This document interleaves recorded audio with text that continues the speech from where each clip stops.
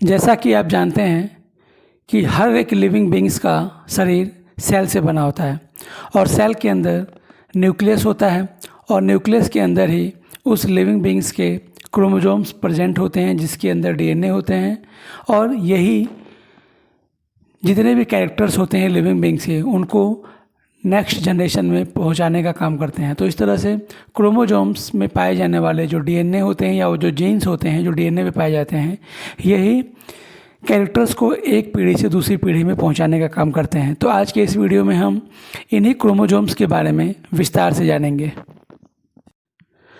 तो चलिए सबसे पहले जानते हैं क्रोमोसोम वर्ड का मतलब क्या होता है। Chromosome word is made by 2 Greek words, यानी क्रोमोसोम वर्ड 2 ग्रीक वर्ड से मिलकर के बना हुआ है, जिसमें से पहला वर्ड है क्रोमा जिसका मतलब होता है कलर्ड और दूसरा वर्ड है सोमा जिसका मतलब होता है बॉडी। यानी क्रोमोसोम वर्ड 2 ग्रीक वर्ड से बना हुआ है, क्रोमा और सोमा। क्रोमा का मतलब होता है कलर्ड और सोमा का मतलब होता है बॉडी। यानी क्रोमोसोम का मतलब हुआ कलर्ड बॉडी और कलर्ड बॉडी इस क्रोमोसोम वर्ड का एक शाब्दिक अर्थ हुआ। तो चलिए सबसे पहले जानते हैं हिस्ट्री ऑफ क्रोमोसोम्स। दोस्तों, क्रोमोसोम का इतिहास बहुत ही लंबा चौड़ा है, यानी कई सालों तक अलग अलग वैज्ञानिकों के द्वारा इस क्रोमोसोम पे रिसर्च किया गया और तब जा कर के आज हमारे सामने ये पता चला है कि क्रोमोसोम आखिर क्या काम करता है। तो चलिए सबसे पहले इस क्रोमोसोम की हिस्ट्री को समझते हैं। Chromosomes first discovered by Walter Fleming, यानी क्रोमोसोम को सबसे पहले वाल्टर फ्लेमिंग नामक साइंटिस्ट ने डिस्कवर किया था। He named the thread like structure that is present in the nucleus as chromatin in 1878। लेकिन वाल्टर फ्लेमिंग ने क्रोमोसोम को तो डिस्कवर किया, लेकिन उस धागे नुमा संरचनाओं को जो उनको न्यूक्लियस के अंदर दिखाई दिया था उनको उन्होंने क्रोमेटीन कहा 1878 में। वाल्डेयर ने सबसे पहले 1988 में इसको क्रोमोसोम का नाम दिया, यानी क्रोमोसोम शब्द को वाल्डेयर ने दिया था। Karl Nageli observed the rod shape of chromosomes in the plant cell in 1842 and called them transitory cytoblast। यानी कार्ल नागेली ने प्लांट सेल में 1842 में इन रॉड शेप क्रोमोसोम्स को देखा और इसको उन्होंने ट्रांजिटरी साइटोब्लास्ट का नाम दिया, which were later identified as chromosomes, जो बाद में क्रोमोसोम्स कहा गया। इसके बाद Sutton and Boveri gave chromosomal theory in 1902।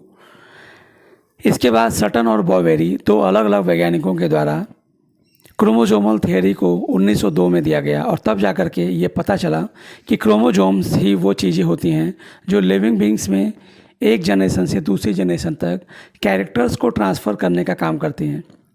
तो इस तरह से क्रोमोसोम्स की हिस्ट्री बहुत लंबी चौड़ी है।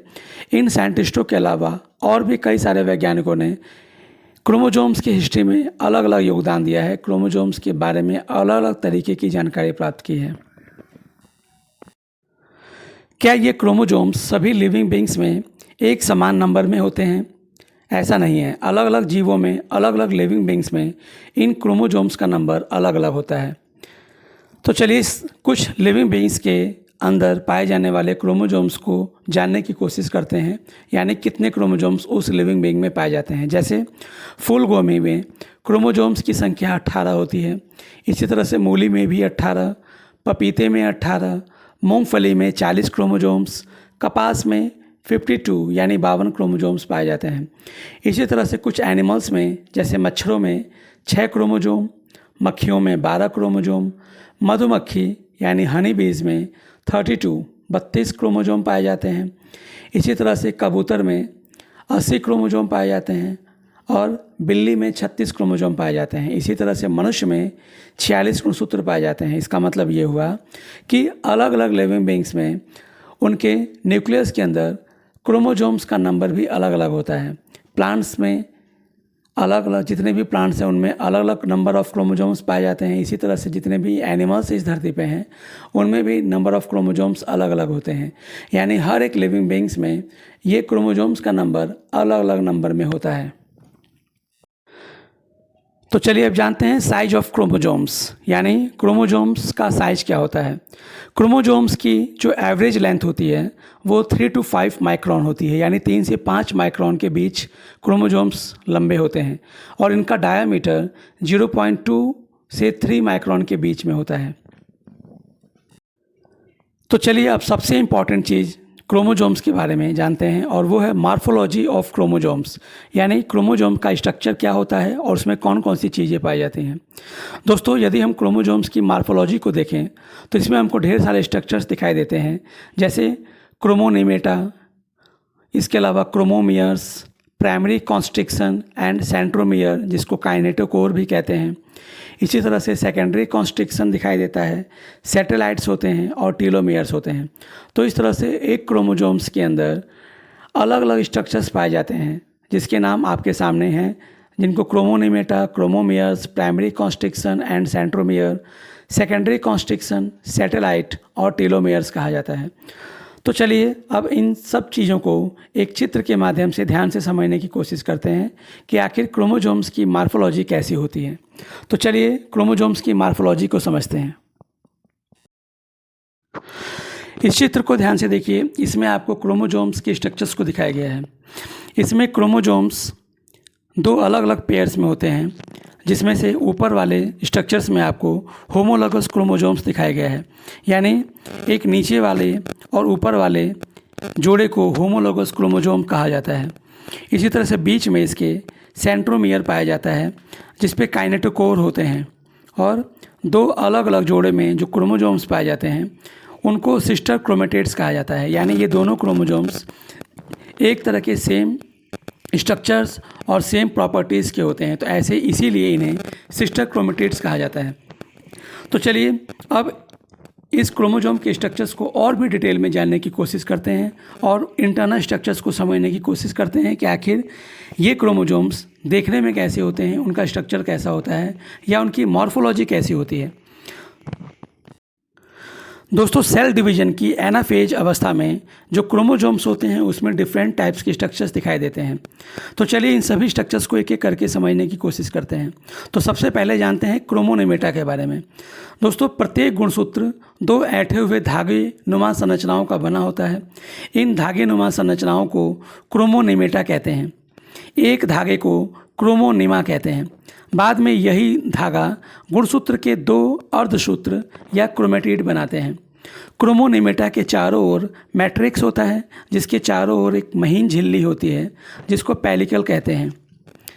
चलिए अब जानते हैं क्रोमोमियर्स के बारे में। क्रोमोनेमेटा पर समान दूरी पर कणों जैसी, यानी छोटे छोटे दानों की तरह से उभरी हुई रचनाएं होती हैं। इन्हीं छोटे छोटे दाने नुमा संरचनाओं को ही क्रोमोमियर्स कहा जाता है। क्रोमोमियर्स के कारण क्रोमोनेमेटा मोतियों की माला के समान दिखाई देती है। किसी एक गुणसूत्र में क्रोमोनेमेटा पर क्रोमोमियर्स की संख्या एवं स्थिति निश्चित होती है। क्रोमोमियर जीन की स्थिति को प्रदर्शित करते हैं। चलिए अब जानते हैं प्राइमरी कॉन्स्ट्रिक्शन और सेंट्रोमियर के बारे में। दोस्तों, मेटाफेज व एनाफेज में जो क्रोमोजोम्स होते हैं उसमें एक संकीर्णन दिखाई देता है, उसे ही प्राइमरी कॉन्स्ट्रिक्शन कहा जाता है। प्राइमरी कॉन्स्ट्रिक्शन के अंदर के स्पष्ट क्षेत्र को सेंट्रोमियर या काइनेटोकोर कहते हैं। सेंट्रोमियर गुणसूत्र के दो भुजाओं में बांटता है। ये भुजाएं बराबर लंबाई की या छोटी बड़ी भी हो सकती हैं। एक ही प्रकार के सारे गुणसूत्रों में सेंट्रोमियर की स्थिति एक ही होती है। इसी के द्वारा गुणसूत्रों को पहचानने में सहायता मिलती है। चलिए अब जानते हैं सेकेंडरी कॉन्स्ट्रिक्शन क्या होता है। दोस्तों, कुछ गुणसूत्रों में प्राइमरी कॉन्स्ट्रिक्शन के अतिरिक्त एक और कॉन्स्ट्रिक्शन होता है, इसे ही सेकेंडरी कॉन्स्ट्रिक्शन कहते हैं। जिस गुणसूत्र में सेकेंडरी कॉन्स्ट्रिक्शन के साथ न्यूक्लियोलस होता है उसे ही न्यूक्लियोलर ऑर्गेनाइजिंग क्रोमोजोम तथा उस स्थान को न्यूक्लियोलर ऑर्गेनाइजिंग रीजन कहते हैं। चलिए अब जानते हैं कि सैटेलाइट क्या होता है। दोस्तों, गुणसूत्र का सेकेंडरी कॉन्स्ट्रिक्शन से आगे का भाग सैटेलाइट कहलाता है। यह गोल, लंबा या घुमावदार होता है। यह क्रोमेटिन के एक महीन धागे द्वारा गुणसूत्र से जुड़ा रहता है। चलिए अब जानते हैं कि टीलोमियर क्या होता है। दोस्तों, ये गुणसूत्र के विशिष्ट सिरे हैं जो क्रियात्मक भिन्नता एवं पोलैरिटी प्रदर्शित करते हैं। गुणसूत्र का टूटा हुआ सिरा टीलोमियर में विकसित होकर गुणसूत्रों के अन्य खंडों को जुड़ने से रोकता है, यानी टीलोमियर उसका एक विशिष्ट सिरा होता है जो गुणसूत्रों पर पाया जाता है। और सैटेलाइट क्या होता है? यह गुणसूत्र के सेकेंडरी कॉन्स्ट्रिक्शन से आगे का एक छोटा सा भाग होता है और इसे ही सैटेलाइट कहा जाता है, जो गोल लंबा होता है। तो दोस्तों, जैसा कि इस चित्र में आप देख पा रहे होंगे, गुणसूत्र के अंदर दो धागेनुमा संरचनाएं जो आपस में लिपटी हुई हैं वही क्रोमोनेमेटा हैं, और उस धागेनुमा संरचनाओं में छोटी छोटी गोल मोतियों की तरह से जो संरचनाएं होती हैं उनको क्रोमोमियर्स कहते हैं। इसी तरह से ऊपर के छोटे से भाग को टीलोमियर, और उसमें दो कॉन्स्ट्रिक्शन होता है। तो पहले वाले कॉन्स्ट्रिक्शन को प्राइमरी कॉन्स्ट्रिक्शन कहते हैं, जिसपे सेंट्रोमियर या काइनेटोकोर पाया जाता है, और दूसरे कॉन्स्ट्रिक्शन को सेकेंडरी कॉन्स्ट्रिक्शन कहा जाता है। और इस तरह से जो सेकेंडरी कॉन्स्ट्रिक्शन होता है उसके लास्ट वाले सिरे को, छोटे से भाग को सैटेलाइट कहा जाता है। और इस तरह से गुणसूत्र के अंदर यानी क्रोमोजोम्स के अंदर जो लिक्विड मटेरियल भरा होता है उसे मैट्रिक्स कहते हैं। तो इस तरह से देखा जाए तो क्रोमोजोम्स में डिफरेंट टाइप्स के स्ट्रक्चर्स होते हैं जो उसके सेल डिवीजन की जो अवस्थाएं होती हैं उनमें स्पष्ट रूप से दिखाई देती हैं। दोस्तों, किसी भी क्रोमोजोम्स पे सेंट्रोमियर कहाँ पे हैं, इस आधार पर क्रोमोजोम्स को 4 अलग अलग भागों में बांटा गया है। 4 अलग अलग प्रकार के होते हैं। जैसे पहला होता है टीलोसेंट्रिक क्रोमोजोम, दूसरे होते हैं एक्रोसेंट्रिक क्रोमोजोम, फिर होता है सब मेटासेंट्रिक क्रोमोजोम, और लास्ट होते हैं मेटासेंट्रिक क्रोमोजोम्स। तो चलिए इन चारों अलग अलग प्रकार के क्रोमोजोम्स को स्ट्रक्चर्स के माध्यम से जानने की कोशिश करते हैं। तो चलिए सबसे पहले जानते हैं टीलोसेंट्रिक क्रोमोजोम्स क्या होते हैं। दोस्तों, ये छड़नुमा यानी रॉड शेप के गुणसूत्र होते हैं जिनमें सेंट्रोमियर सबसे आगे स्थित होता है। इसके कारण क्रोमोजोम्स में केवल एक ही हैंड दिखाई देती है। तो इस तरह से यदि सेंट्रोमियर सबसे लास्ट पोर्शन पे पाया जाता है तो इन क्रोमोजोम्स को टीलोसेंट्रिक क्रोमोजोम कहा जाता है। इसी तरह से अब बात करते हैं एक्रोसेंट्रिक क्रोमोजोम क्या होता है। ये भी छड़नुमा गुणसूत्र होते हैं जिनमें सेंट्रोमियर की स्थिति थोड़ी सी अंदर की तरफ होती है। इस प्रकार के गुणसूत्रों की एक भुजा यानी एक हैंड बहुत ज़्यादा लंबा होता है और जबकि दूसरी भुजा छोटी होती है। इस प्रकार के गुणसूत्रों की एक भुजा अत्यधिक लंबी और दूसरी बहुत छोटी होती है। तो ऐसे ही क्रोमोजोम्स को एक्रोसेंट्रिक क्रोमोजोम कहा जाता है। इसी तरह से एक होते हैं सब मेटासेंट्रिक क्रोमोजोम। इस प्रकार के गुणसूत्र में सेंट्रोमियर बीच से कुछ दूर स्थित होता है, यानी पूरा सेंटर में नहीं होकर के सेंटर से थोड़ा सा किसी डायरेक्शन में होता है, जिससे इसकी दोनों भुजाएं बराबर न होकर के एक भुजा थोड़ी लंबी होती है और एक भुजा थोड़ी छोटी होती है। तो ऐसे ही क्रोमोजोम्स को सब मेटासेंट्रिक क्रोमोजोम कहा जाता है। और अब फाइनली जानते हैं चौथे प्रकार के बारे में, जिसको मेटासेंट्रिक क्रोमोजोम कहा जाता है। इस प्रकार के गुणसूत्रों में सेंट्रोमियर एकदम सेंटर पे होता है, यानी बीच में होता है या बीच के थोड़ा सा आसपास स्थित होता है। तो इस तरह से देखा जाए तो इन क्रोमोजोम्स की दोनों जो साइड्स होती हैं, दोनों भुजाएं जो होती हैं वो लगभग बराबर होती हैं। तो इस प्रकार के गुणसूत्रों को ही मेटासेंट्रिक क्रोमोजोम कहा जाता है। चलिए अब लास्ट में जानते हैं ह्यूमन कैरियोटाइप के बारे में। एक karyotype is an individuals complete set of chromosomes, यानी एक कैरियोटाइप किसी भी लिविंग बींग्स का टोटल जितने भी क्रोमोजोम्स उसकी बॉडी में पाए जाते हैं उसके कंप्लीट सेट को ही कैरियोटाइप कहा जाता है। जैसे कि ह्यूमन बींग्स में अगर देखा जाए तो ह्यूमन बींग्स में 46 क्रोमोजोम्स पाए जाते हैं, जो कि 2 अलग अलग प्रकार के होते हैं, जिसमें से पहला प्रकार होता है ऑटोसोम्स और दूसरा प्रकार होता है सेक्स क्रोमोजोम। यानी मनुष्य के अंदर ये जो 46 क्रोमोजोम्स होते हैं इसके ही कंप्लीट सेट को ही ह्यूमन कैरियोटाइप कहा जाता है।